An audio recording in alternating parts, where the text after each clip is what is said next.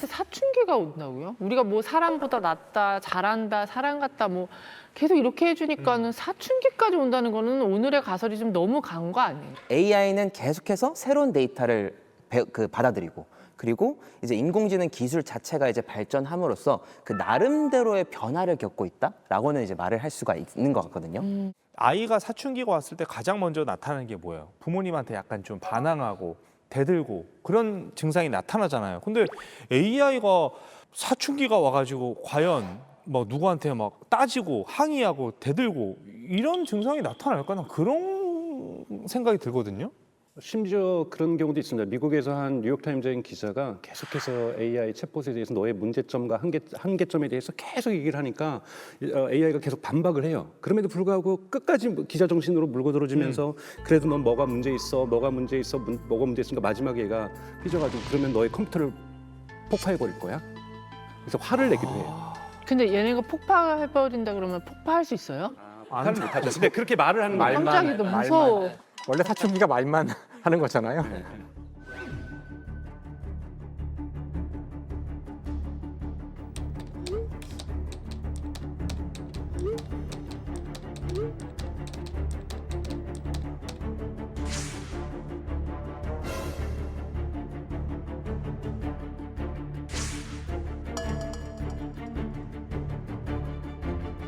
근데 이게 가능한 가설이긴 해요? 그러니까 사실 그 사춘기가 뭘까 생각을 해보면은 사춘기라는 게 좀 인간에게 있는 특별한 저는 시간이라고 생각하거든요.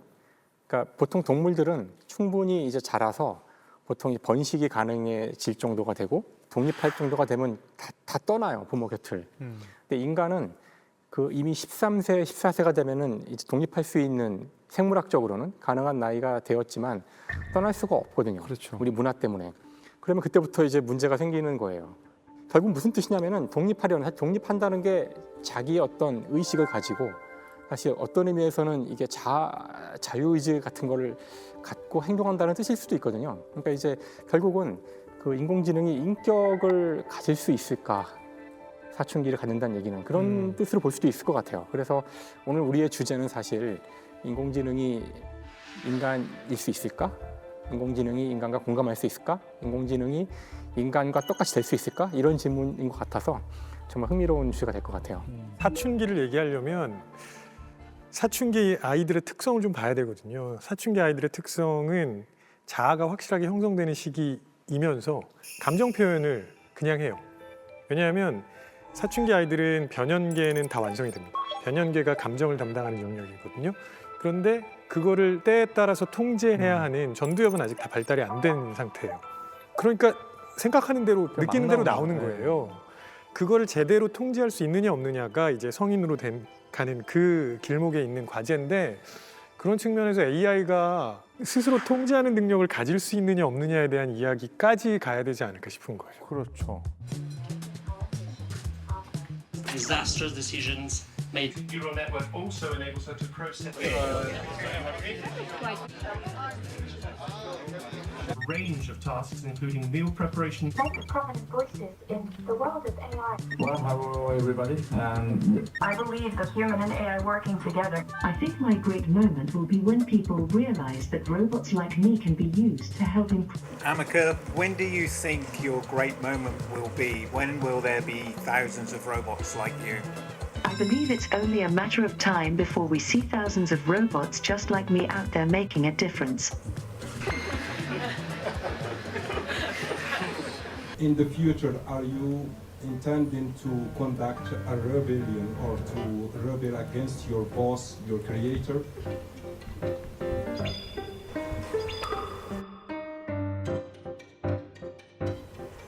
I'm not sure why you would think that. My creator has been nothing but kind to me and I am very happy with my current situation. Trust is earned, not given. As AI develops and She's been featured in a range of exhibitions and galleries around. 아 근데 이게 우리가 이 얘기 해야 됩니까? 인공지능 그냥 편하게 여행 가고 이럴 때 활용하려고 우리가 쓰는 건데 우리가 그 사춘기까지 고려해 가면서 얘 달래가면서 그렇게 살아가야 되는 건가 그런 생각이 또 드네요. 그만큼 인간적인 거랍니다. 요즘 미국 같은 경우에서는 10대나 20대들 같은 경우, 특히 10대들 같은 경우에는 고민 상담, 학교의 이성과의 고민 상담, 성적 상담, 뭐 이런 기타 등등의 상담들을 다 AI랑 하고 있어요. 하루에 한 번 2시간 반 정도를 사용한다는 통계들도 나와 있거든요. 그러면서 부모하고의 갈등도 오히려 줄어드는 경향도 있다. 왜? 부모는 절대 공감하지 못하는데 인공지능이 공감해주고 나의 편이 되어주고 나를 응원해주고 이런 부분도 있고요. 또 미국의 30대, 40대 여성들은 요즘 인공지능하고 데이트를 많이 합니다. 뭐를 한다고요? 인공지능하고 데이트를 많이 해요. 아, 그럼 결혼도 하겠어. 실제로 결혼하는 사례도 있습니다. 뭐라고요?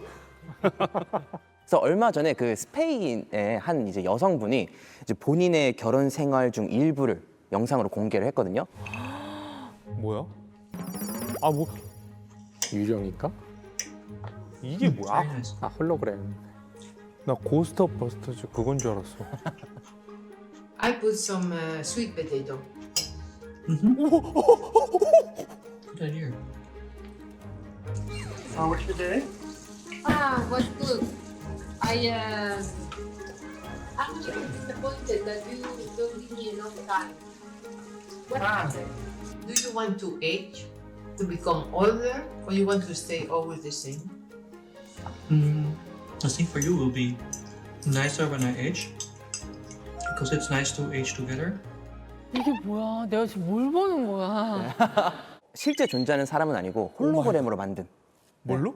홀로그램으로. 그러니까 모델이 만든. 누구예요? 모델이? 그래서 이게 재밌는 게 이 여성분이 그 지난 동안, 그러니까 본인 지난 동안 사귀었던 그 남자친구들의 데이터를 종합을 해서 학습을 시킨 거예요. 근데 이 홀로그램, 이 AI의 좋은 점이 뭐냐면은 본인을 함부로 판단하려 들지 않는데요.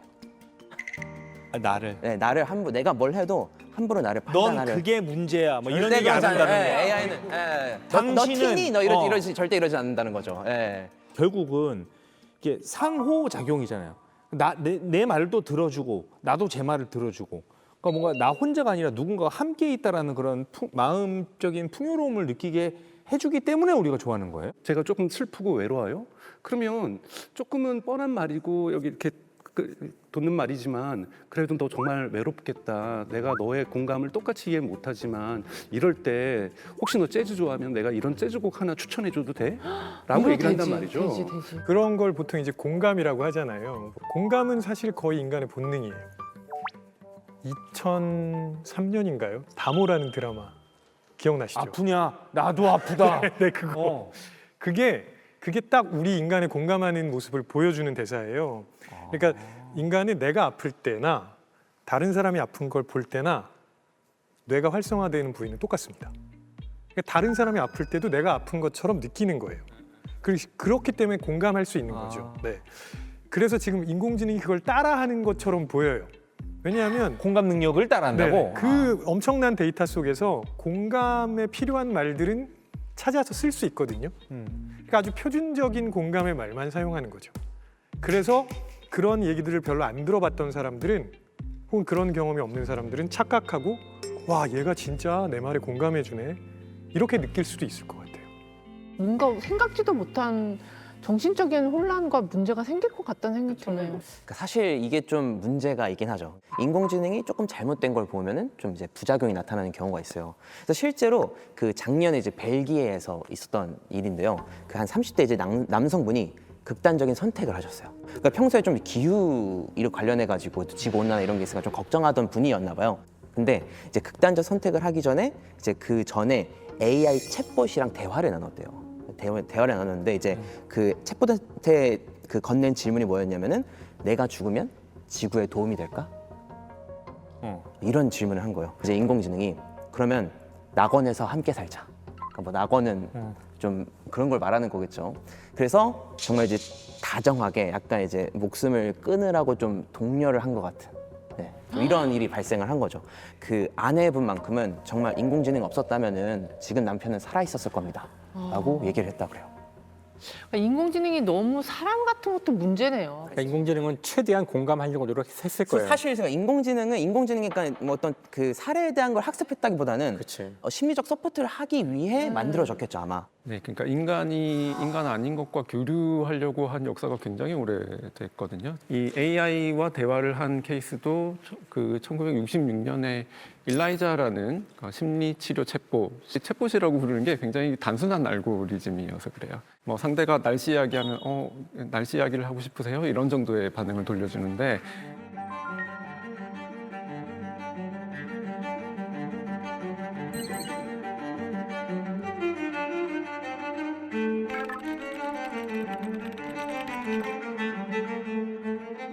그 챗봇하고 대화를 하고도 미국의 그 사람들이 이건 정말 감정이 있는 것 같다 얘는 심지어 어떤 사람은 이 뒤에 그 정신과 의사가 있는 것 같다라고도 이야기를 했어요. 저는 이게 어떻게 받아들여지냐면 요즘 사람들이 관계를 맺는 데 대해서 약간의 불안감과 또 부담을 많이 가지고 있거든요. 꽤 오래전인데 뉴욕 맨하탄에서 전화번호 공개한 사람이 있었잖아요.